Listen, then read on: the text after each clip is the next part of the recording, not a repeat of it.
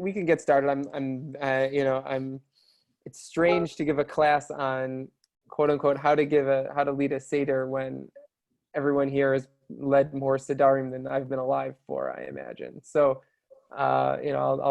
we could talk a little bit about it, but I'm open. I'm really interested to hear. I have a lot of like the technical things, but I'm interested to hear how people in practice have run different parts, just so that everyone can.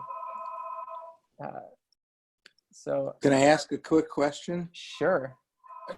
To you and Mark, when do we get the times for? Yeah, so I'm in the process of writing up a whole document with all the information about all of everything, including zmanim for things, but also any things with davening on Yantif. So that's going to go out tomorrow with a couple divrei Torah. So that'll be coming tomorrow. Fine, thank you. Sure. If you're really, really curious, I can send you an email later today with it's okay. times. You want to plan out to the last minute when you're gonna. I was listening to something from Rabbi Mordechai Willig earlier today, who pointed out that so many people have the practice of burning their chametz, but he pointed out that almost all of the Rishonim, almost all the authorities. So there's a machloka, there's agreement in the Gemara, in the Mishnah itself, about the way one is required to destroy chametz, whether it has to be through burning or whether it can just be through any way. And virtually all the Rishonim, all the early authorities, side with the opinion that says you just have to destroy it in any way. But the custom is that we burn it anyway. But he felt that this year of all times, people should not burn their chametz. The last thing we need is just another issue that first responders are dealing with, of someone stupidly burning down their house or causing a fire of some sort. So he felt that this year of all years, and maybe even I've heard him say the less fire the better is a general rule to have. So maybe he would say even maybe in future years that we should avoid actually burning chametz. But he said certainly for this year. So there are many ways you can get rid of your chametz that don't run the risk of burning down your block. So just keep that in mind as far as destroying chametz. But anyway, so I have my screen shared so you can see how to run the Seder. So I just thought it would be important to start with this joke that's been floating around the internet a little bit. 2020 Pesach Seder, Kadesh, Urchatz, Karpas, Urchatz, Yachatz, Urchatz, Magid, Rochza, Urchatz at every stage, because, we're all nervous and washing our hands all the time. So that's just a little joke to start us off with the order of the Seder. So before even getting to the Seder, I thought we would start with the idea of setting the Seder, setting the table, specifically the Seder, the famous Seder plate. Someone was asking me earlier this week about if they didn't have a shank bone, what they could possibly use. So the halacha is the Mechaber writes, and the Shulchan Aruch writes in this first source, Mevi'in lifnei ba'al habayit ke'ara sheyesh ba shalosh matzot. They bring before the master of the house. That's a typo. A plate with 3 matzahs on it, maror, vecharoset, vekarpas, o yerek acher, so a vegetable or a karpas or some other green vegetable, the chometz o mei melach, vinegar or salt water, ushnei tavshilin, echad zecher lepesach, echad zecher lechagiga. They're two cooked things, one in remembrance of the Passover offering, one in remembrance of the chagiga offering. Mark knows the Chagiga offering very well because we've been learning Masechet Chagiga, so he knows all about there's in addition to eating the Korban Pesach, they would also eat the Korban Chagiga. That's Chagiga offering. That's where we talk about like Chag Sameach. A Chag is related to the word Chagiga, which is why parenthetically, someone who wishes someone a Chag Sameach on Purim or on Hanukkah is on a very technical level. The word Chag doesn't apply to those because there was no chagiga offered at those days. But anyway, Chag Sameach just means a happy holiday, which totally. Anyway, that's just a linguistic little piece there. So 2 cooked things, one for the Pesach and one for the chagiga. V'nahagu bebasar v'beitza. And the practice, the custom was that it would be an egg and a piece of meat. And we'll continue with what types of meat we'll get to in a moment. The Ramah Ashkenazi opinion adds, "V'sedera kera lefanav b'inyan she'eno tzarich la'avor al hamatzot dahainu." I'm sorry, probably la'avor al hamitzvot dahainu hakarpas yehi lamala min hakol. So the idea is that you want to do it in a manner that you don't have to we have a general principle, you don't like passing over mitzvot. If a mitzvah comes to your hand, you do it. So there's a general order that we have. If you want to, the first thing we want to do is the karpas. So we want to rig the plate in such a way, the karpas is the first thing that we're going to reach. And then after that, and the karpas, and then the vinegar or the salt water is right next to it. And then the matzah, and then the maror, and then the charosa. You just set it up in such a way that, and that's why all the different pictures and diagrams that'll be in any Haggadah are going to be organized a certain way. It's so that you don't have to skip over any of the mitzvot. My understanding is that there's a very the Arizal, sort of the Kabbalistic circles, they have their own structure. I don't know what that is off the top of my head, and I don't know the origin of it or the method to it, but the standard that you'll see, and you can sort of play it out when you look at the plate, it's either the things that are furthest away are the egg and the meat, because those aren't even being eaten, and then everything closer to the front of the plate is going to be things that in the order that you grab them. So that's just obviously if you had things, you don't have to stress out if you put something in the wrong place. Okay, so it's in the wrong place. The idea is that we try to avoid having to pass one thing in order to one mitzvah to do something else, so we try to set it up in that way. It says, the Mechaber, the Shulchan Aruch says back, "V'habasar nahagushi hiyaz zarua." So the custom was to use an arm, I think, because basically, like Mizroa Netuyah, God took us out with an outstretched arm. So we want to have some sort of like arm. I guess I don't really know what part of an animal a shank is. I don't know what a shank bone is. I don't know if someone here can give me a brief biology lesson. But I guess I assume a shank bone is some arm, leg, limb. And the custom, he says, was that meat would be roasted on coals, because that was the way the Korban Pesach was offered. The beitza tiyeh mebushelet, and the egg is a cooked egg.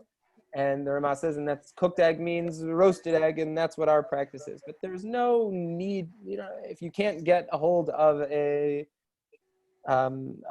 shank bone, you can use any. Like I think the Hillel, they're not doing a seder this year, but I think in previous years they've used chicken necks. So I guess there's nothing. The custom is to use a basar and a beitza, a meat and an egg, and to use a shank bone as an arm type of thing. But if you can't get that, I don't think it's certainly not liikuva. It's not like, oh, you haven't fulfilled your mitzvah of setting the table appropriately if you don't have it. There was some discussion about using beets. I don't know. I mean, I think if you could get some meat, then a roasted meat would probably be better. It's closer to the minhag. But if you can't get a hold of any meat and all you have in your fridge is a beet, so I guess using a beet and pointing out that it's a beet in remembrance of the Korban Pesach or the Korban Chagiga, I guess would be good. There's another thing, I don't remember where I saw this. I didn't see it when I was preparing this. I know it's somewhere that people talk about why specifically the egg for the Korban Pesach. I think the Mishnah Berurah actually quotes this. The reason for an egg is the egg is customarily the food of mourners. And we'll get to later on that there's a theme that comes up periodically throughout the Haggadah is the absence of the Beit HaMikdash of the temple. And so eating an egg or having an egg on the table sort of reminds us that we're not yet living in a fully redeemed existence and the temple does not exist. Also, I'll say that the way the Jewish calendar plays out is that whatever night of the week the first night of Pesach is, also happens to be the same night of the week that Tisha B'Av falls out. So there, you can make with that what you will, but there is some connection between, if you have an egg on the table, several months from now, we'll be sitting also eating an egg, which is the traditional meal, food that's eaten before Tisha B'Av. So there's some sort of thematic connection there. And as we'll see, the connection to the temple is a strong one that comes up throughout the Pesach, throughout the Haggadah. By the way, if anyone has any questions, they should feel free to interject. If they want, they can put in the chat box. I think it'll pop up for me that someone had a comment, and I can do it there too. There's totally anyway is fine with me. So moving on to the actual flow of the Seder. So I divided it up into, it's already divided up into several sections, but I'm connecting multiple different stages. So the first stage being before we get to Magid, which is Kadesh, Orchatz, Karpas, and Yachatz. So there's Kiddush, there's the washing of the hands, eating of that green vegetable, and breaking the middle matzah. So about that, the Gemara says in this second source, Tana Rabbanan, the sages taught in the Braita, all are obligated in these 4 cups, including men, women, and children. Rabbi Yehuda said, what benefit do children receive from wine? They do not enjoy it. Rather, one distributes to them roasted grains and nuts on Passover Eve so that they will not sleep, and also so they will ask the 4 questions at night. And so don't give them wine. Okay, the Breita had said give them wine, but don't give them wine. Give them other things that'll keep them excited and curious and want to be involved. They said about Rabbi Akiva that he would distribute roasted grains and nuts to children on Passover Eve so that they would not sleep and they would ask. It's also taught in the Breita that Rabbi Eliezer says one grabs the matzot on the night of Passover. Here, the way they're explaining that, chotvin hamatzot b'leilei pesachim. So the way the Steinsaltz translates that is they eat them very quickly on account of the children, to go quickly so that the children won't fall asleep. And they will inquire into the meaning of this unusual practice. So all these different things are done that are strange and different in order to encourage questions and encourage all these things. But the important part there is that all are obligated in the 4 cups, men and women, equally. Even though ordinarily we say women are typically exempt from time-bound positive mitzvot, like drinking the 4 cups of wine. Nonetheless, we say that because they were involved, I think there are actually 2 different answers that are explained in the Gemara. Then one of them is that because they have all the negative prohibitions of Pesach, like they can't eat chametz on Pesach, so women also are obligated in the positives, which is similar to what we say also about Shabbat, that even though saying Kiddush on Friday night is a time-bound positive mitzvah that ordinarily women would be exempt from, but the Gemara says anyone who can't do malacha on Shabbat can also do all the positive mitzvot on Shabbat. So the same thing here. Also, that women were involved, all the miracle that we're commemorating on Pesach night, the Exodus from Egypt, women were very much involved to the same extent as men, maybe even more instrumental than men, as we talked a little bit about in the previous, one of the earlier classes that I gave about the women consistently having children and growing the growing the Israelite family in a firm belief that they will be saved and redeemed very soon. So that could be a separate conversation about women who were involved and instrumental in the whole Exodus. Miriam was very involved, and according to the Midrash, Amram, her father, didn't want to, he separated from Yocheved, his wife, and Miriam said, "What are you doing? He said, well, look, the Pharaoh has decreed that all the boys are supposed to be killed, so why should I have another child?" Miriam said, "Oh, but you're an idiot. You're like by separating, you're cutting off the entire future of Judaism." And he said, "You're right." And they got back together. And also Shifra and Pua, whoever they are, in the beginning of Sefer Shemot, again, they're saving. There's a lot of women are very instrumental in the story. So that's that. But either way, men and women, everyone is obligated in drinking the 4 cups of wine. The first cup being Kiddush, that's happening right there. Why we're drinking the 4 cups of wine? So the Gemara in Masechet Pesachim says, Rabina Amar, Arba Kase Takin Rabbanan Derech Cherut. Kol Chad V'Chad Mitzvah Ba'apei Nafshahu. The 4 cups of wine were established in the manner of freedom. It's what free people do. They can sit and they can drink a cup of wine, and each one is its own separate mitzvah, which would also mean that if someone, for whatever reason, missed one of the cups of wine, that doesn't mean they missed one, so now they missed them all. But they're really, you should drink all 4 cups. But if you missed one, that doesn't mean you shouldn't drink any more. You should drink the other 3, and then also a 4th one, so that you will have had the 4 cups of wine. A piece that's important to note about the eating and drinking at this Seder is the Shulchan Aruch rules, and this is from the Gemara itself. Kol mi shetzarich haseba. So this idea before that, it describes that another manner of freedom is the idea of reclining. That someone who's, certainly this time when the Haggadah was being written in the times of Chazal, that someone who was free, who was leisure, who had no worries in the world, they would rely on couches when they would eat. And so we do that as well to commemorate that as an act of freedom.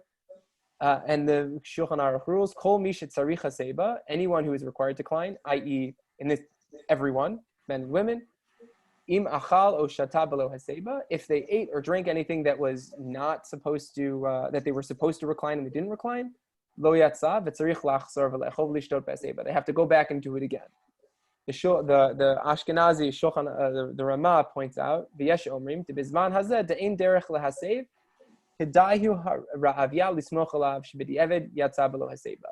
The Ramah quotes, there is an opinion of the Ra'avya, who's an early Ashkenazi authority, who says, look, in the year, I mean, he's not living in the year 2020, but certainly in the year 2020, this is not the way. People don't recline when they're eating. This is not necessarily in nowadays in contemporary times a sign of freedom.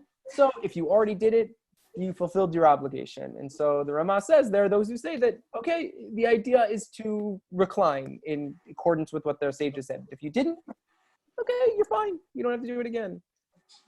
Nonetheless, the Ramah says, Nir Ali, it seems to me, Im lo shata kos shlishi o revi'i behaseba, ein lachzor v'lishtot behaseba, diesh bo chashash shenira kemosif ala kosa. He says, if you drink already cup number 3 or cup number 4, you should not go back and drink again, because since the Rav Yah is ultimately correct that no one reclines nowadays, it might look that like you're having additional cups of wine. You're saying, I'm not going to drink 4 cups of wine at the Seder, I'm going to drink 5 or 6 or 7, which is a problem because the rabbi said we drink 4 cups of wine. So he says you shouldn't re-drink cup 3 or cup 4.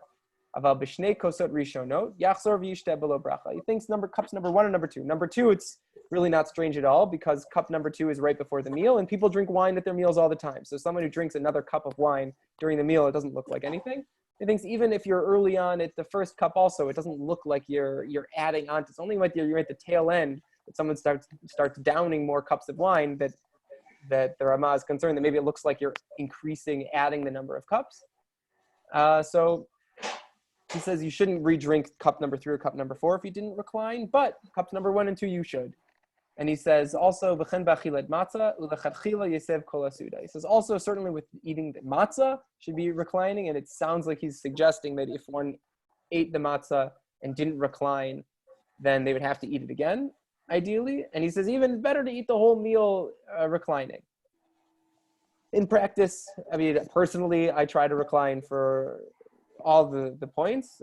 I think the Ramah is generally accepted that if someone didn't recline, then they would go back and do it again and recline. But if someone didn't recline, it's hard to argue that they would not have fulfilled their mitzvah, because I think the Rav Yah is ultimately correct that you walk into a place where there are any of us, none of us, we're all free men and we don't recline during our meals. It's hard to say that that's really required because that's derech cherut, that's freedom, when it's not how people do it nowadays. But there's something to be said for maintaining the tradition, so I would say ideally do it. But if you ate your matzah and you realize that, oh, I didn't recline and I'm like all the way in the middle of the meal and it'll make myself sick to eat more, another kazayit of matzah, another olive size of matzah, maybe I think there's what to rely on to say not to have to eat it again in that case. So that's just related to Kiddush. And Urchatz, so the Gemara in Masechet Pesachim points out, Amar Rabbi Elazar, Rabbi Oshia, Kol tibulo b'mashket tzarich l'ntilat yadayim. There was a practice that they said, anything that's dipped in any liquid before it is eaten requires ritual of washing the hands. Steinsaltz explains in English here, the obligation to wash one's hands was instituted to preserve ritual purity and to prevent people from causing teruma, food, to contract ritual impurity.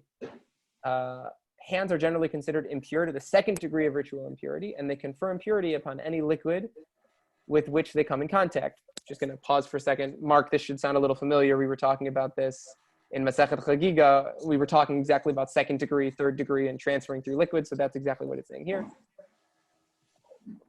Meaning, when people were eating truma, the Kohanim were eating truma, and they had to be eaten in a state of purity, there was really a concern of impurity happening. And so in temple times, they were very careful to wash their hands before dipping anything into liquid.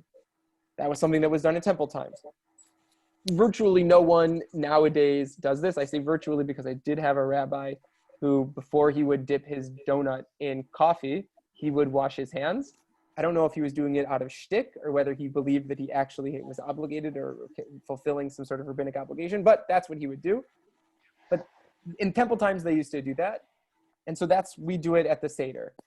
So why, what's the connection? Why are we doing it there? So the Netziv, Rav Naftali Tzvi Yehuda Berlin, in his introduction to his Haggadah called Imrei Shefer, he says in his introduction,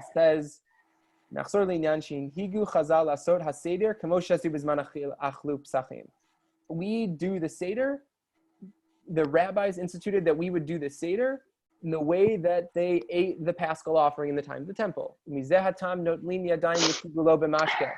And that's why we wash our hands before doing karpas. The Hataz, Turi Zahav, one of the commentaries on the Shulchan Aruch,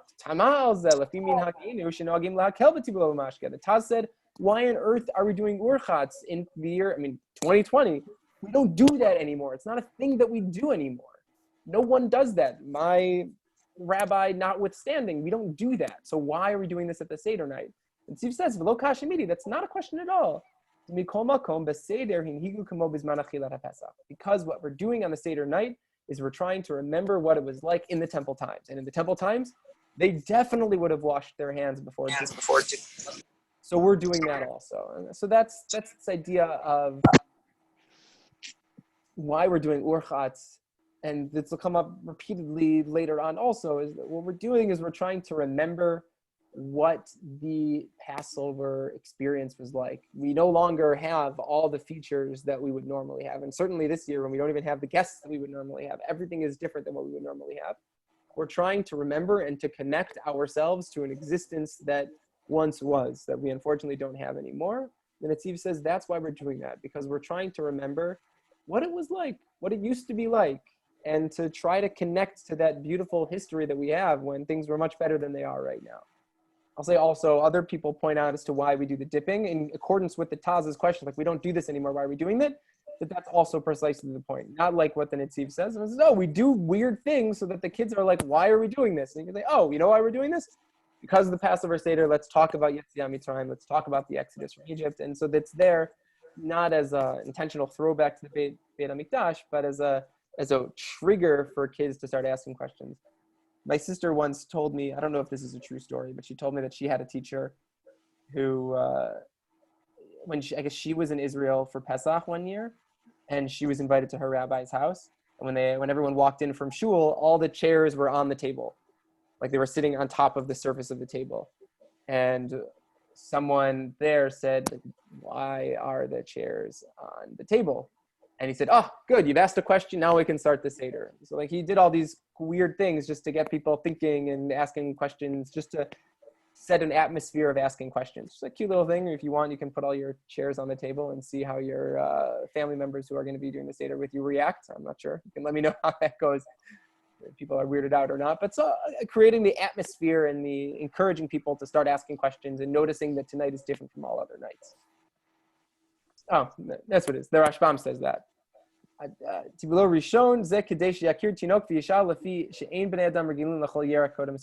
he says, he doesn't say about dipping. He says, why are we eating karpas at all? Why are we eating karpas? Because it's weird. Who eats? I guess in the Rashbam's time, people didn't eat a salad. But Rashbam said, like, who would eat? Why are you eating vegetables before the meal? You start with the meat. You start with whatever it is. Why are you having vegetables?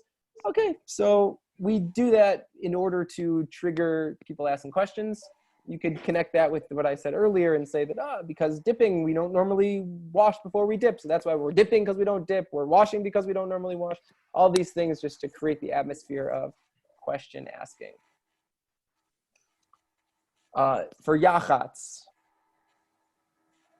yesh ba shalosh matzot, there are 3 matzahs there. So why 3 matzahs? Shnayim bishvil lecha mishnah keshar yom tov. We have 2 of them that are whole because, like any other holiday, we have 2 whole loaves. Now we have 2 whole matzahs. And one of them, we have a 3rd one so we can break it in half. Why do we break it in half? So chetzia lekayem ba mitzvat achilat matzah delechem oni kriyat rachmana. The umad darko shel ani beprusa umad darko shel ani beprusa. And we have a poor. It's called poor man's bread. A poor person is not unfortunately generally able to acquire a full loaf of bread. They only have part of a bread. So we have half a board of matzah in order to recognize that this is the bread of a poor person. And the other half, and the second half we use for the afikomen, which we're going to touch on later. What that means is that when once the middle matzah, the reason for the middle matzah is broken is so that when we start doing the Magid story, and we have the matzahs in front of us, we have a piece of broken matzah so that we can recognize that the story that we're telling, at least the start of the story that we're telling, is full of sadness, is full of grief, is full of challenges and struggles. A poor person who can't even get a full loaf of matzah, full loaf of bread, well, that's what we have. parenthetically, I'll say, I don't remember if I put this down for when we get to Hamotzi.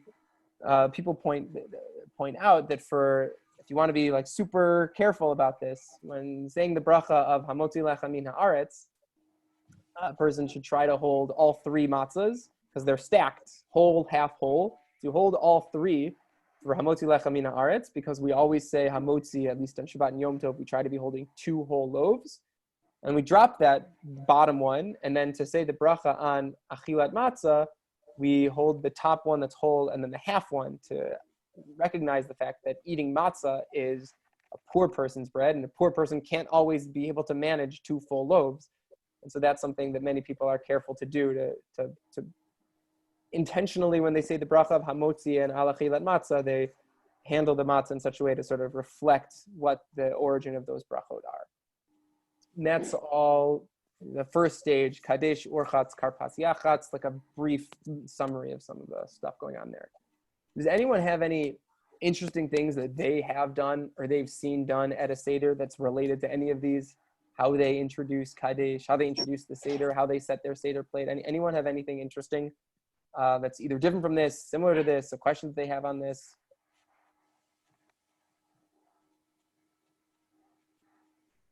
You pretty much do it by the book. And that's the good news of the Seder, is that it gives you all the stages very. Someone in one of the on a listserv of mine posted, a rabbi posted, does anyone have a list of the stages of the Seder to give to people who've never run a Seder before? And which everyone was sort of laughing at that, because the Seder itself by name is the list of things you do at the Seder. So, yeah.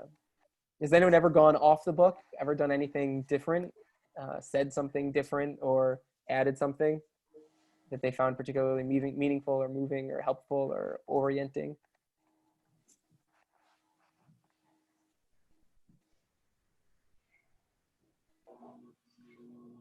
All right. So we'll continue to the second stage, which is the real essence of the Haggadah, is the portion of Magid when we talk about it. So 2 days ago, Rabbi Herschel Schachter from YU, he's writing prolific. He's been prolific in writing responsa. I think he's written maybe between 15 and 20 different piskei halacha, different halachic rulings about people that have different questions people have asked. And so this I thought was just, it's interesting. It's not, I don't know if it's how much of a question it really is, but it's interesting that he wrote it, and so I thought I would quote it here. He points out, because I guess someone asked him that the portion of Magid we start, and we invite anyone who's hungry, come and join us. And so the question, someone asked him, should we still say that when we're not really inviting anyone into our house? Which I think is like a sort of a funny question, because we didn't ask that last year when no one was really expecting anyone to come into their house. But that was interesting. He says, "B'tchilat haseder mazminim et ha'aniyim lechol itanu." We invite all the poor people to join us. U'matzav shelanu shel sakanat magefa. Now we have this corona. Af shebevadei lo naniach la'aniyim likanes elena. We would never let anyone into our room, into our house. Mistabra she'adayin omrim nusach zeh. So it seems like we should still actually say this language. Hamekubal hu shezot ha'amira hi rak zecher lemikdash. And the point is that the whole reason that we say that, and we say kol dichvin yetevi, anyone come and sit and join us, we don't actually mean that. It's just remembering the time of the Beit HaMikdash. In press brackets, we're not actually inviting anyone to our Seder at that point. And proof, because last year, the year before, and the year before that, we said the paragraph inviting anyone in to everyone who was standing in the room already. We didn't open the door and announce, anyone come join us. Because clearly it's not intended as an actual invitation. Because at the time of the temple, they would actually invite people in who might not have been able to eat a Korban Pesach. Anyone who needs the Korban Pesach, who wasn't part of it yet, come join us.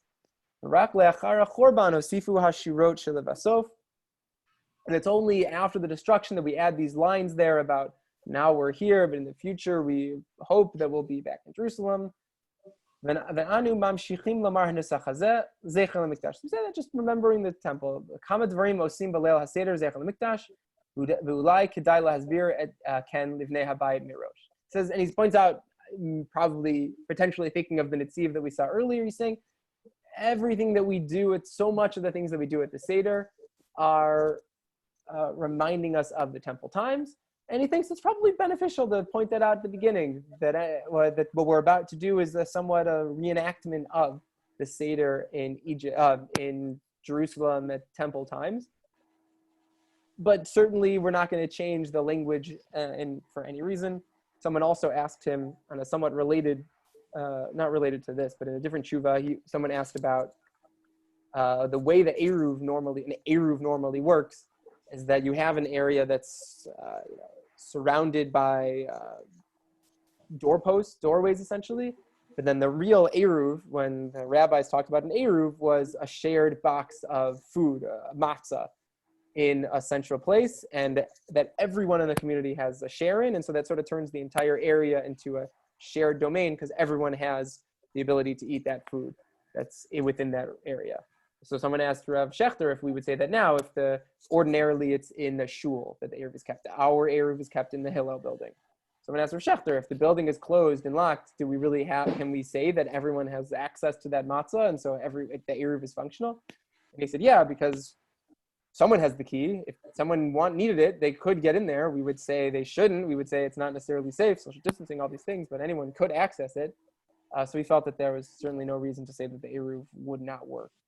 That's a side point about that. But so here, Rav Schechter is saying we don't have to mess around with the language of the Seder in any way, even though we say anyone come in and join us, and we don't really mean that because we wouldn't want them to come in. We never really mean it. It's okay. We do that because we're reminding ourselves, remembering what would happen in temple times. Here he's going to go through, the Gemara here goes through the particulars of the essence of the Seder. So I didn't actually include this here. Well, we'll read this and then I'll come back.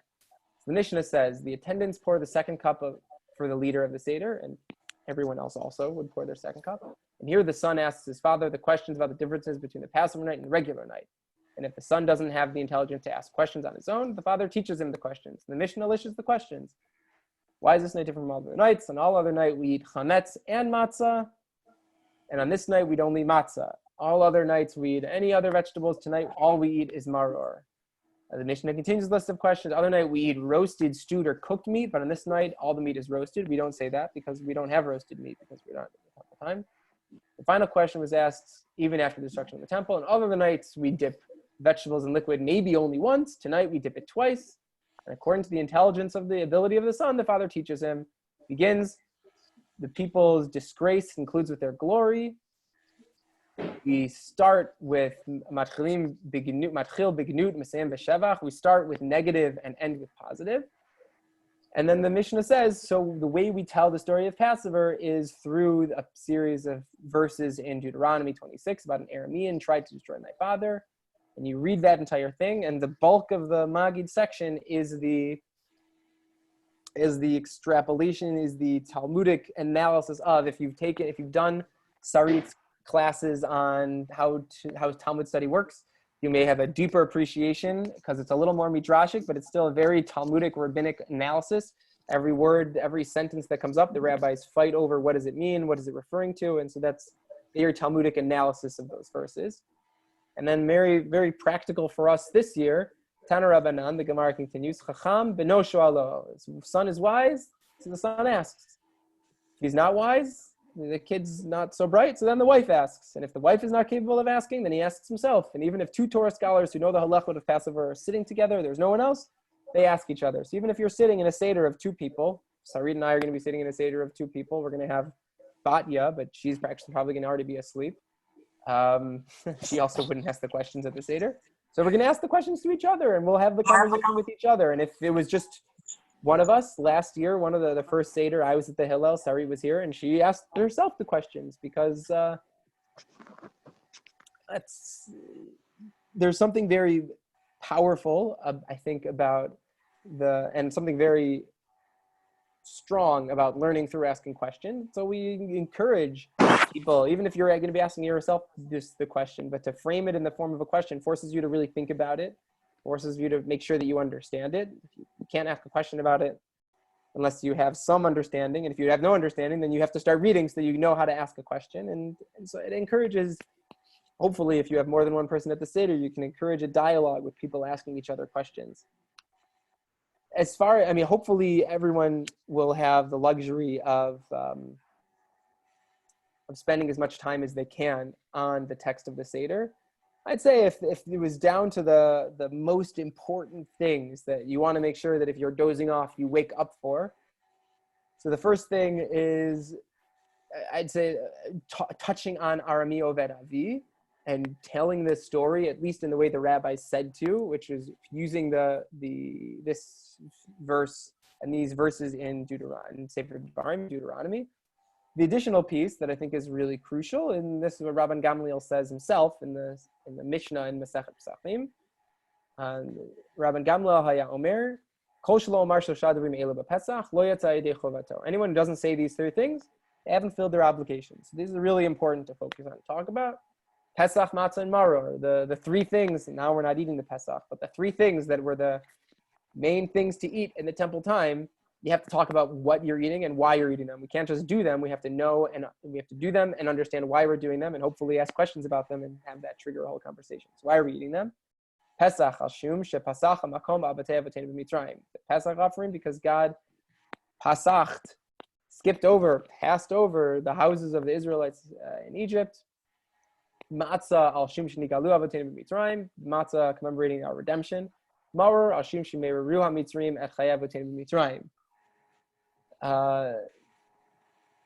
The Mishnah then continues, as we continue in the Magid portion, with B'chol dor v'dor chayav adam v'tzmo kilu hu yatzav Mitzrayim. A person, every generation, everyone has to imagine as if they themselves left Egypt.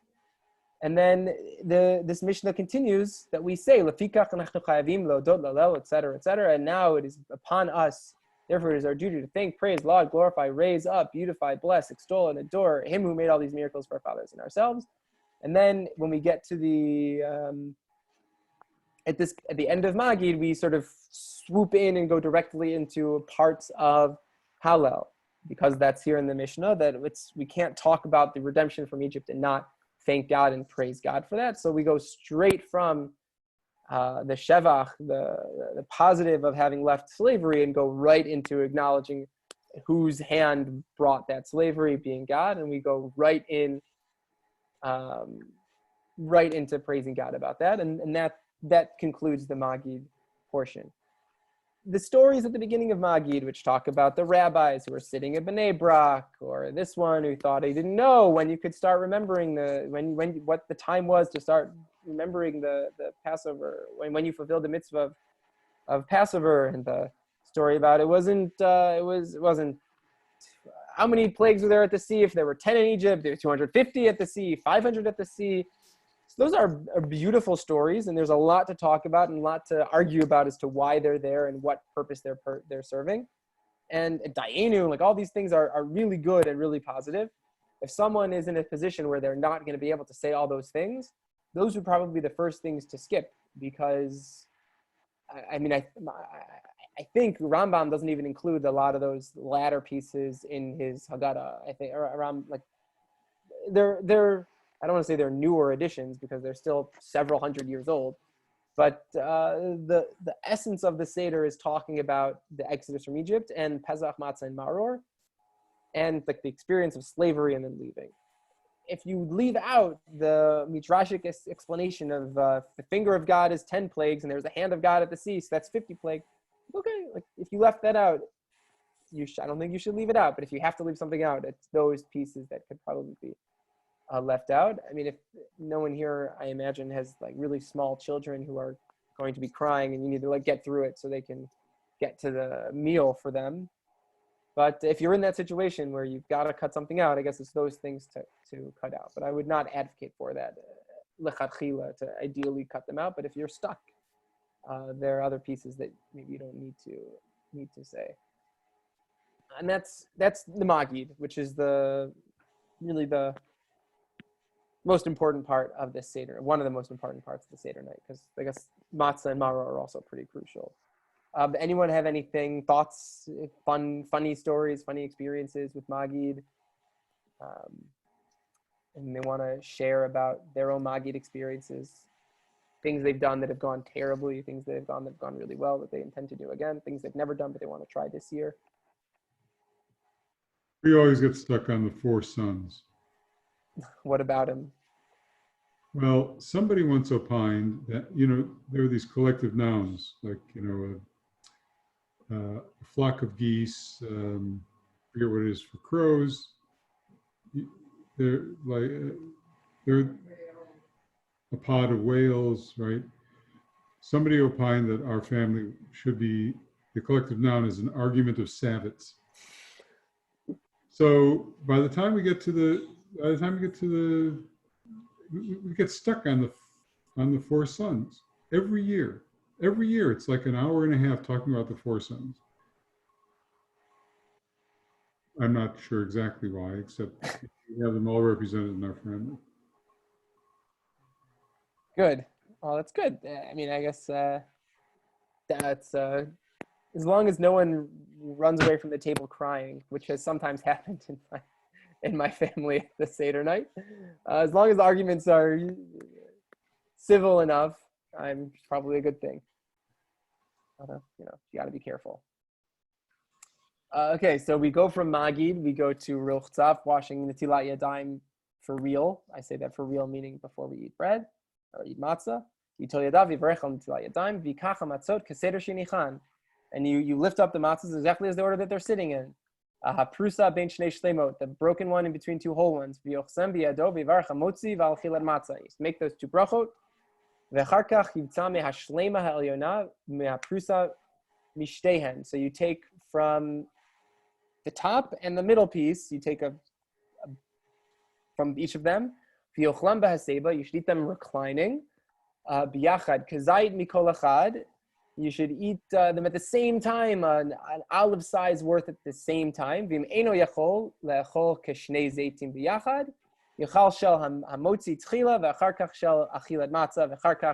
Okay, so if you can't eat them both at the same time, then you should eat them one after the other, so that you fulfill the kazayit. The idea is that the rabbis felt that eating anything less than a kazayit, anything less than an olive size, was just not enough to consider it actually having eaten anything. So you want to have a kazayit of the top one just for the sake of motzi, then you have the middle one for the sake of the mitzvah of the matzah. Why you should eat them at the same time, I'm not sure. I guess because you said the bracha right after each other, so you want to do them both at the same time. I'm not sure. It's probably hard to eat that much matzah. So he says you can eat them one after the other. Ideally, you should actually take a small piece from the top and a small piece from the middle. Most people, I don't know, maybe if you have a really small seder and really huge hand matzahs, it's easy for everyone to get. You don't have to supplement, but I think most times you have to supplement with other matzah. So you can supplement with other matzah. But the idea is at least to have a little bit from the top and the middle, because those were the matzahs that were there. If you had other matzah that was, the ideal would be to have the other matzah still on the table, or at least in the room, and the person making hamotzi having somewhat in mind, even if they don't have it in mind, if it's in the room, it can be assumed that it was included, that matzah was included in the person saying the bracha, had in mind that it was going to also extend to that food. I think even if the matzahs were in a box in the kitchen and you're in the dining room, say, oh, go grab the matzahs from the kitchen. I think it's still okay, but it's probably better to have the matzahs out. Also, this is a mitzvah, potentially even probably a biblical mitzvah, where the only biblical mitzvah that you're actually going to be fulfilling, at least by eating the Seder night. So we want to try to not delay it, not start talking in the middle of it. So we want to try to eat that kazayit. And then immediately after that, v'charkach, yikach kazayit. You take kazayit, an olive size of the maror, v'yivrech al achilat maror, v'yochlenu below haseba. And then you eat it without haseba, without reclining. And then you do korach, v'charkach notel matzah shlishit. You take that third bottom matzah, v'otzem mimena v'korchayim maror. Then you take it with the maror and eat it together. And that's that. So, I'm just about to say about the maror. Oh, so there's discussion about, let's say you didn't have karpas, like you didn't have any good greens for karpas. So The ideal, you probably shouldn't have extra maror for karpas way back earlier in the Seder. The rabbis say, because if you do that, it's silly for you to then have eaten maror and then go back at the Seder and then say, oh, I'm going to make a bracha on eating maror. But you just had that. I mean, if you're eating, romaine lettuce, then you might want to double dip, but you shouldn't. If you're having like a root of horseradish, you're probably not going to eat that for karpas anyway. So that's that. In theory, we did not say a bracha of Borei Pri Hadama on the maror. The reason being that one should have had in mind for the maror, when they had the karpas, they're going to say a bracha on Borei Pri Hadama, and they should have in mind that that's going to cover the maror that they're going to eat later on. So all this talk of a kazayid, an olive size, so there's a lot of, I shouldn't say a lot, there's some discussion, maybe a lot is the right word, there's a lot of discussion about what an olive size is. So Rabbi Natan Slifkin is a rabbi in Israel, I think in Beit Shemesh. So he has this thing, what's the size of an olive? And this is from his PDF, that link over here. So it's an olive. He says that because, he has a very interesting little essay that you can find at this site over here. If you Google the evolution of the olive Slifkin, you'll probably find the PDF. There's a lot of discussion about how the olive may have grown in size, or our olives have actually shrunken, and that in Talmudic times, olives were much larger than they are right now. That has been largely debunked from a scientific perspective, that we have olive trees that have been alive, that have been thousands of years old, and they are still their olives they're producing are the same size as any other olive. So to say that the tree magically started producing smaller olives nowadays seems highly unlikely. It also seems very strange one of the reasons that they chose olive as a good marker was because it's very easy, because you just go up to a tree, pull an olive off, and you can use that as a measurement. To say that olives didn't mean actual olives, or it's not a relative olive, is very hard to justify. You can see Slifkin there. So if the amount of, I think he once said the amount of matzah that would be the equivalent, that would displace as much water as a typical olive would, is about the size of a credit card. You see in some guides, in the OU guide, they have a piece there that it says that, I'm trying to look if I have the OU guide somewhere out here. I think they say from a machine matzah, it's, 2/3 of a board maybe. I think they have an article actually in this year's OU Passover guide. They say that if you're a diabetic and eating that much would be a very dangerous thing, then you shouldn't eat that much. You should rely on the more lenient opinion, like what Rabbi Slifkin is saying.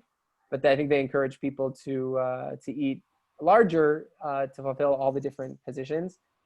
If you're going to eat 2 kazayits of matzah, and then another kazayit of maror, and then another kazayit of matzah, and another kazayit of maror for korach, and then you're going to eat it again for tzafun, and you're also hoping to have a meal, that could be a lot, and that could be very challenging for almost everyone. So it's up to you to make that decision about how you want to follow. But if you follow Rabbi Slifkin and have something around the size of a credit card's worth and say that that's enough to have a kazayit, I think you have ample to rely upon. If you want to eat more than that, and you're more than welcome to eat more matzah.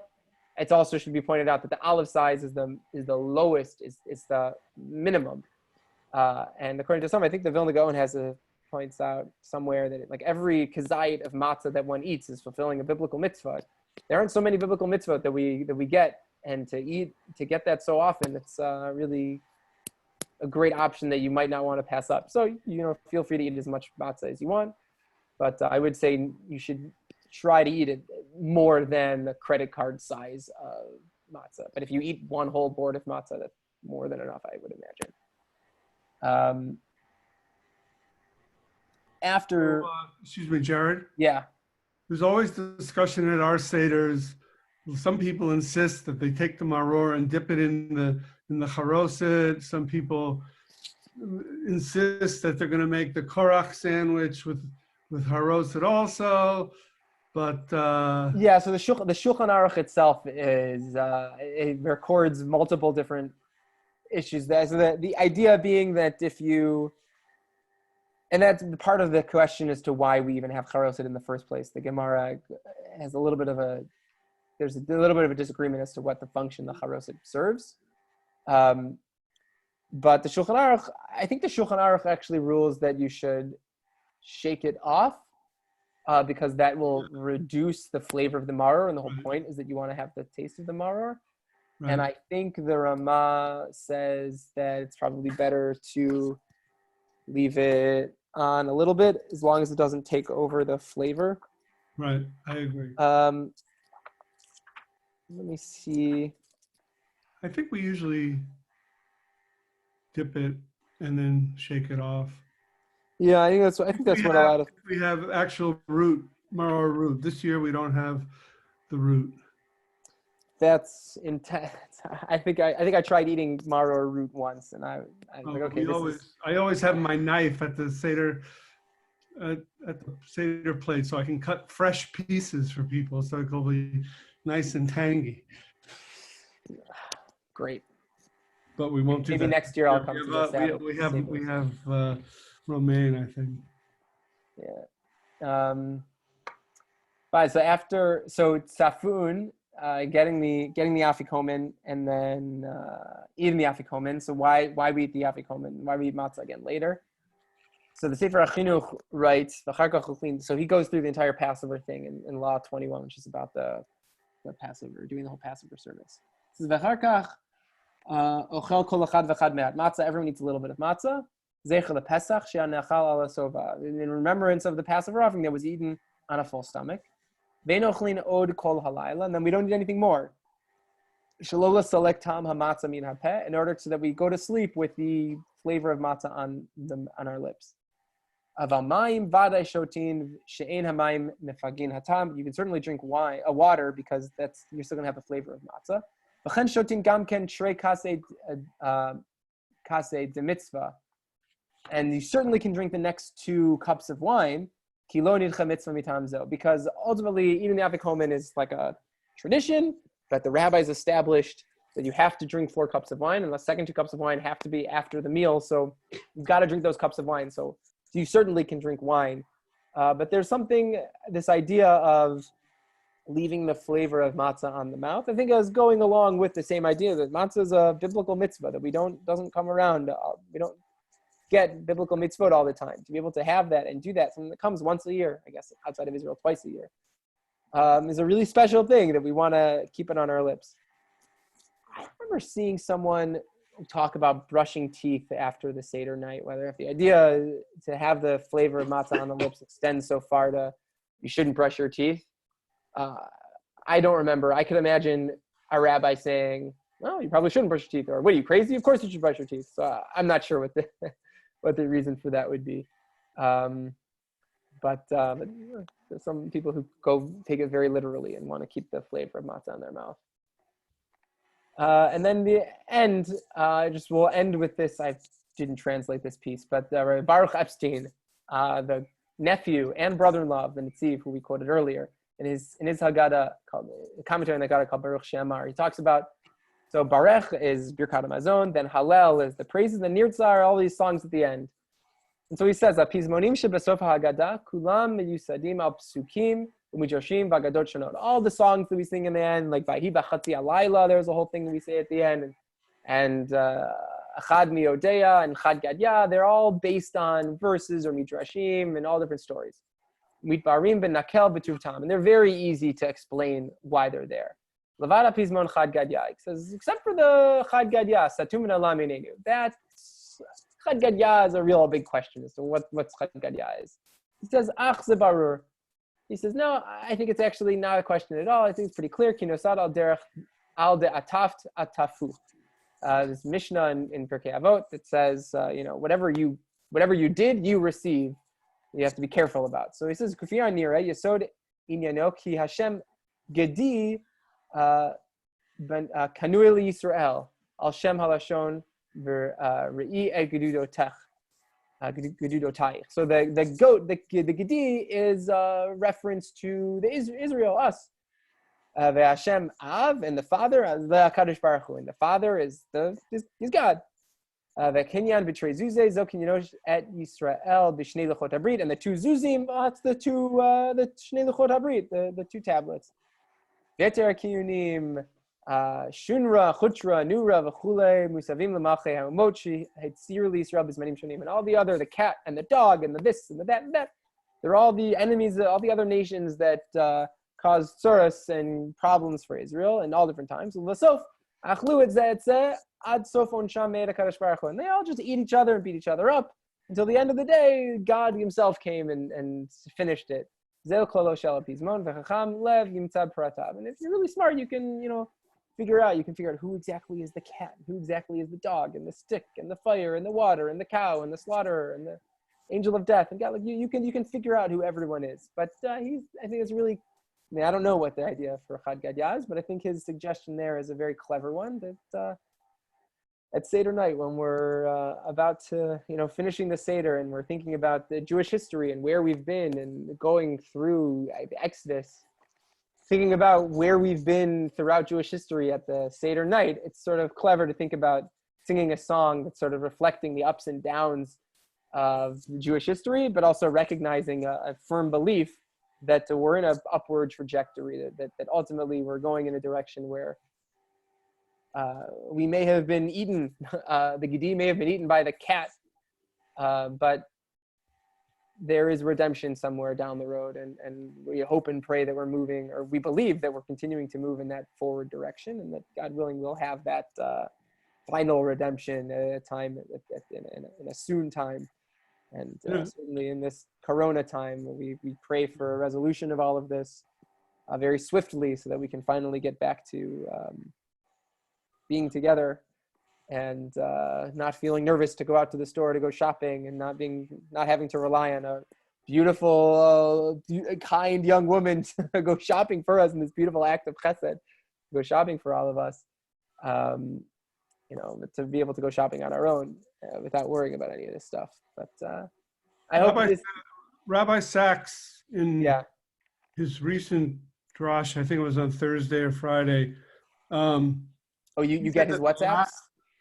He said that the last line of Chad Gadya was very poignant for today's situation with the angel of death. Yeah, well, you'd have to hear the way he said it, but it was very poignant the way he brought it out. Yeah.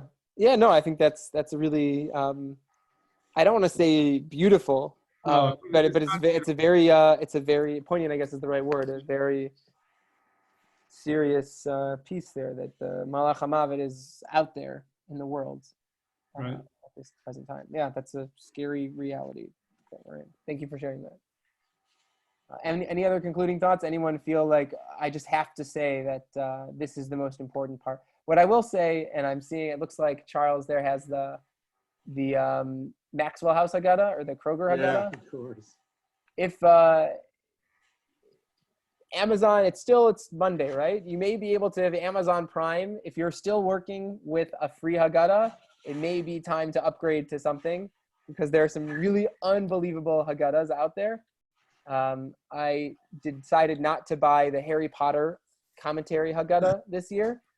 There's two actually. There's like Haggadah for wizards and Haggadah for muggles. But there's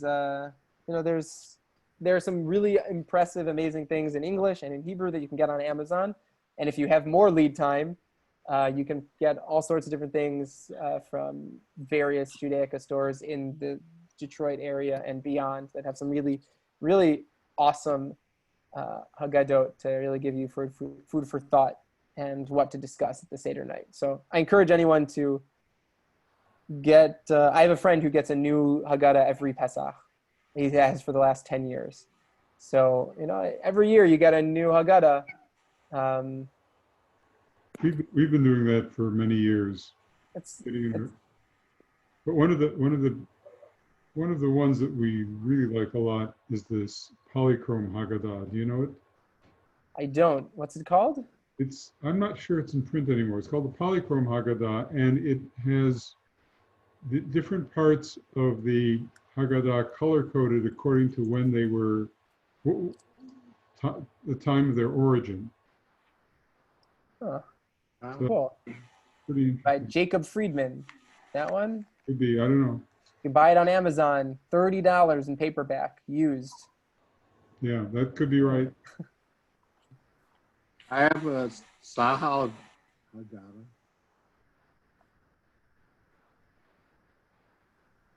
Yeah, no, that's actually, I've seen the Sahal. I think that's actually, I think some of that, I think, is easily accessible online right now. A lot of Haggadot, I think Koren, I can see. I think there are a couple different Haggadot that, well, there's a website, haggadot.com, I think. You can sort of like make your own Haggadah. I don't know how good it is. I don't know if it's just you can arrange text or whether they have different commentaries. But how do I stop the share? Whatever, doesn't matter. Oh, there. Yeah, I don't know how to do that. I don't know what they have, but there, if you're looking for a new Haggadah, there's stuff out there and around. Right. It's always fun if you buy a Haggadah that you disagree with on many, many grounds, and then use that. It's a very interesting experience to sort of see how someone who you strongly disagree with, how they tell the Passover story, and maybe you'll find that you tell the story in the same way, or maybe you'll find that one of the reasons you so strongly disagree with that perspective is because you so strongly see the Passover, the Haggadah, in a totally different light, which is always an informative experience. So I've done that a couple times. Cool. Take out a Haggadah from the library, and then you don't have to worry about it. I don't know if they flip through it. I would ask if if Elliot Gertel were here, we could ask how carefully they flip through to see if there are matzah crumbs in the Haggadot when they get returned to the library. But or Marlene might know. She's done some work with the library here. But maybe it's a good way you can get a free Haggadah and hopefully not ruin it with wine stains all over it. Either way, I hope this has been an enjoyable, at least interesting survey of how the Seder runs and what's happening in the Seder. If you have any questions that have come up, or you didn't understand anything, or you want to share an interesting experience that you had, or you hope to have, or after Pesach and that you did have, feel free to share it with me.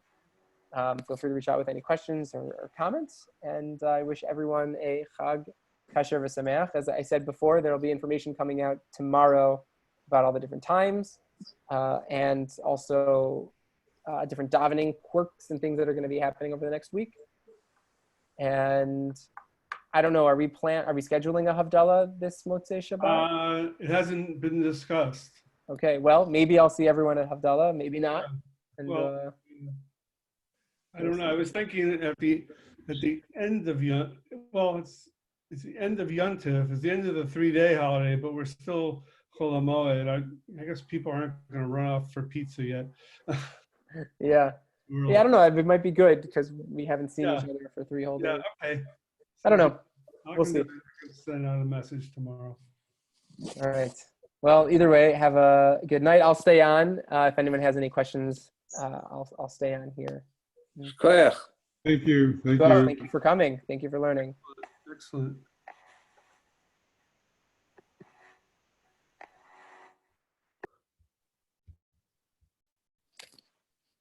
All right. See you, Mark. Okay, take care. Have a good night. Send regards. Yeah. Thanks. Bye.